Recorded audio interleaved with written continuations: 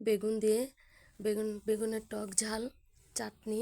প্রথমে বেগুনটাকে একটু মোটা মোটা করে গোল করে কেটে নেবে, নিয়ে মাঝখান দিয়ে এরকম একটা শেপ দিয়ে নেবে, যার যেরকম করে শেপ আছে সেভাবে দিয়ে নেবে। তারপর 2 পিস মাছ আমি সিদ্ধ করে নিয়েছি, সিদ্ধ করে নিয়ে কাঁটাটা বেছে রেখেছি, কিছু আলু সিদ্ধ করে নিয়েছি। এখন ফ্রাই প্যানে তেলের মধ্যে পেঁয়াজ কাঁচামরিচ আমি এটাকে ভেজে নিব ভালো করে। পেঁয়াজ কাঁচামরিচটা ভালো করে ভাজা হয়ে গেলে আমি দিয়ে দিব সামান্য পরিমাণ আদা রসুন বাটা, দিয়ে একটু ভালো করে নাড়াচাড়া দিয়ে নেব। দিয়ে দেব পরিমাণ মতো লবণ, সামান্য পরিমাণ হলুদ গুঁড়ো, দিয়ে মশলাটাকে ভালো করে মিশিয়ে নিব। মিশানো হয়ে গেলে কিছু টমেটো কুচি দিয়ে দিব, টমেটো কুচি দিয়ে ভালোভাবে এটাকে মিশিয়ে নেবে।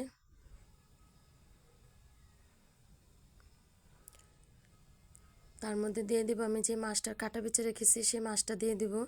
যে কোনো মাছ দিয়ে করা যাবে, তবে অবশ্যই কাঁটাওয়ালা মাছ যেন না হয়, তাহলে কাটা থেকে যাবে। এখন দিয়ে দিব পরিমাণ মতো ধনিয়া পাতা, দিয়ে সে কিমাটাকে আমি ভালো করে একদম নাড়াচাড়া করে নেব যেন ভালো করে মিশে যায়। হয়ে গেল আমার সে কিমাটা। এখন আমি বেগুনটার গায়ে লবণ হলুদ দিব, দিয়ে ভালো করে মেখে নিব। ভালো করে মেখে নিয়ে আমি এটাকে তেলে ভাজবো। এখন যেই কিমাটা আমি বানিয়েছি সেটা আলু সিদ্ধর সাথে আমি ঢেলে নিব, এটার সাথে একসাথে মিশিয়ে নিব।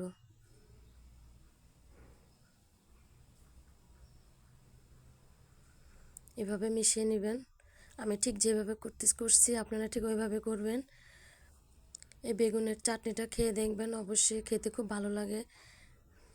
এখন আমি যে মশলাটা মাখিয়েছি কিমাটা, সেটা আমি বেগুনের ভিতরে একে একে করে ভিতরে দিয়ে দিব। খুব ভালোভাবে দিবেন। দিয়ে এখন আমি তেলের মধ্যে এটাকে ভেজে নিব। অবশ্যই একটু সাবধানে যেন কিমাটা মাঝখান দিয়ে পড়ে না যায়।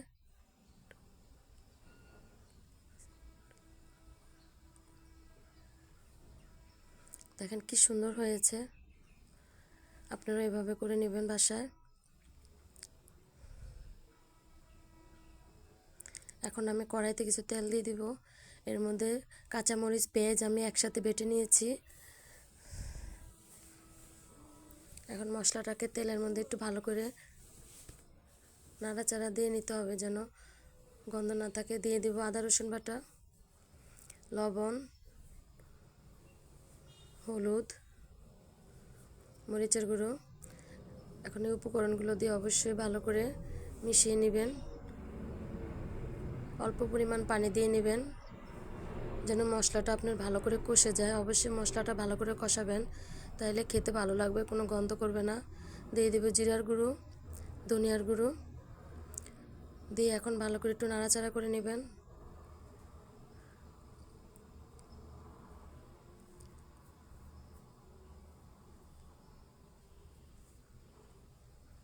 এখন আমি দিয়ে দেবো এখানে কিছু টক।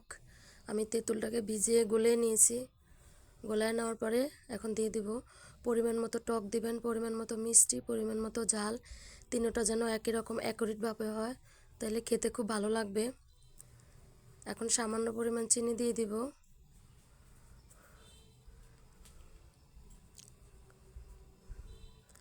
দিয়ে আপনারা এভাবে ভালো করে একবারে একটু কষিয়ে নেবেন।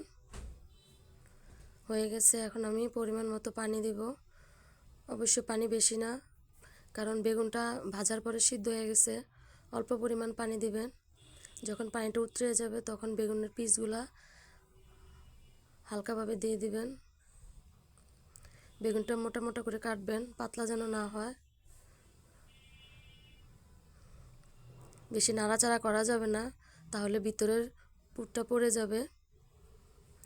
এখন দিয়ে দেব উপরে কিছু ধনিয়া পাতা। অবশ্যই মুখে দিয়ে লবণ দেখবেন টক মিষ্টি ঝাল অ্যাকুরেট আছে কিনা। আপনার টক মিষ্টি ঝাল অ্যাকুরেট না থাকলে খেতে ভালো লাগবে না।